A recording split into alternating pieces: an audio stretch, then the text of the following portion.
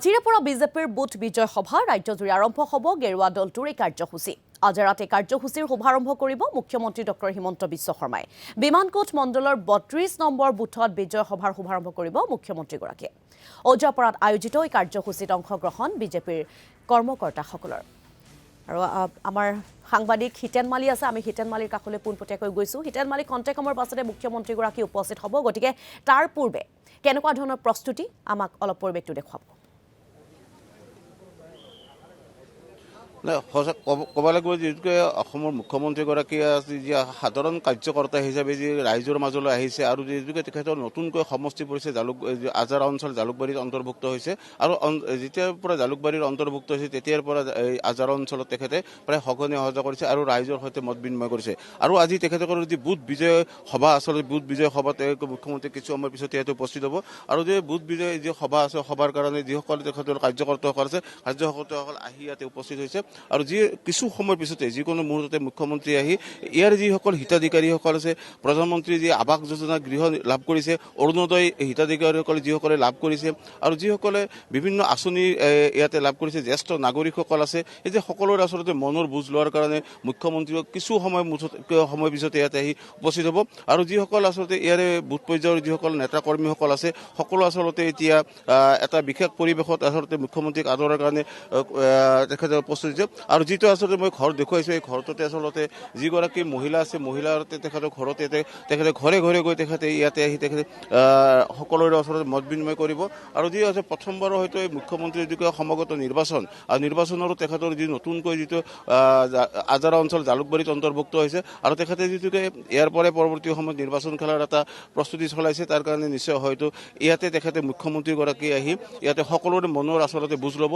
আৰু যিসকল হিতাধিকাৰীসকল আছে হিতাধিকাৰীসকলে আচলতে কেনেকুৱা ধৰণৰ আঁচনিসমূহ ৰূপায়ণত তেখেতে বা সফল হৈছে বা তেখেতে কেনেকুৱা ধৰণৰ পাইছে, গতিকে সকলো আচলতে মনৰ আচলতে বুজ ল'ব। কি আচলতে মুখ্যমন্ত্ৰী যুগে ইয়ালৈ আহিব কিছু সময় পিছতে মুখ্যমন্ত্ৰী বা আচলতে আপোনালোকে কি ক'ব আচলতে এই ক্ষেত্ৰত?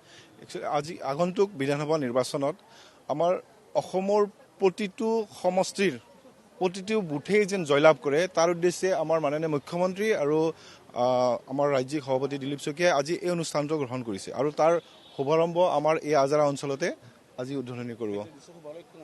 আজি আমাৰ কাৰণে বহুত শুভলক্ষণ, কাৰণ আমি সৌভাগ্যৱান কি আমি তেখেতক মুখ্যমন্ত্ৰী হিচাপে আকৌ এবাৰ পাম।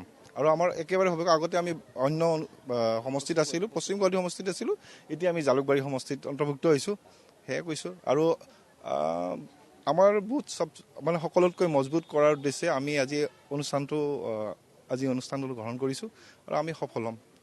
এই আচলতে মুখ্যমন্ত্ৰীক আচলতে তেখেতসকলে পাই আছে, কিন্তু যি উৎফুল্লিত হৈছে যে যিসকল আচলতে সকলো লোক ইয়াতে আহি উপস্থিত হৈছে আৰু যি বুথ পৰ্যায়ৰ যিসকল নেতা কৰ্মীসকল আছে বা বিজেপি দলৰ যিসকল ইয়াৰে নেতা কৰ্মী আছে সকলো আচলতে আহি ইয়াতে উপস্থিত হৈছে, কাৰণ তেখেতসকলে যে মুখ্যমন্ত্ৰীগৰাকীক ওচৰৰ পৰা এবাৰ চাব আৰু যিসকল হিতাধিকাৰী আছে হিতাধিকাৰীসকলো আচলতে মুখ্যমন্ত্ৰীক ইয়াতে তেখেতসকলে পাব। আচলতে মুখ্যমন্ত্ৰীও যি হিতাধিকাৰীসকলৰ সৈতে মত বিনিময় কৰিব। আৰু যি মুখ্যমন্ত্ৰীগৰাকী আচলতে যিটো কৈছে যে এতিয়া পূৰ্বৰ যিহেতু পশ্চিম গুৱাহাটী সমষ্টি আছিল, পশ্চিম গুৱাহাটী সমষ্টিত তেখেতসকলে আগতে ভোট প্ৰদান কৰিছিল আৰু যি পশ্চিম গুৱাহাটীৰ বিধায়ক আছিল ৰবীন্দ্ৰ নাৰায়ণ কলিতা, কিন্তু এইবাৰ আচলতে ৰবীন্দ্ৰ নাৰায়ণ কলিতাৰ পৰিৱৰ্তে যিটো নতুনকৈ যি সমষ্টি পুনৰ নিৰ্ধাৰণ হৈছে, সমষ্টি পুনৰ নিৰ্ধাৰণৰ পিছত ইয়াতে তেখেতে আহি জালুকবাৰীত অন্তৰ্ভুক্ত হৈছে আৰু জালুকবাৰীৰ যি অন্তৰ্ভুক্ত হয় নতুনকৈ হৈছে আৰু সকলো আচলতে আশাবাদী যে তেখেতসকলৰ যি মুখ্যমন্ত্ৰীগৰাকীক যি জালুকবাৰী সমষ্টিৰ ৰাইজে পাব, যিটোকে ৰাইজে নতুনকৈ আপোনালোকে জালুকবাৰী সমষ্টিত অসমৰ মুখ্যমন্ত্ৰীগৰাকীক এবাৰ ভোট দিব, কেনেকুৱা ধৰণৰ আপোনালোকৰ আশা বা আপোনালোকৰ প্ৰত্যাশা? আমি খুব আনন্দিত, খুব উৎসাহিত। এইবাৰ আমাৰ 2026 চনৰ যি আগন্তুক নিৰ্বাচন আছে, এই নিৰ্বাচনত আমাৰ স্বয়ং আমাৰ জনহিতৈষী, আমাৰ যশস্বী, আমাৰ মুখ্যমন্ত্ৰী, আমাৰ আদৰৰ, আমাৰ হিয়াৰ আমঠু মাননীয় ডক্টৰ হিমন্ত বিশ্ব শৰ্মাদেৱ আমাৰ সমষ্টিৰ বিধায়ক হ'ব।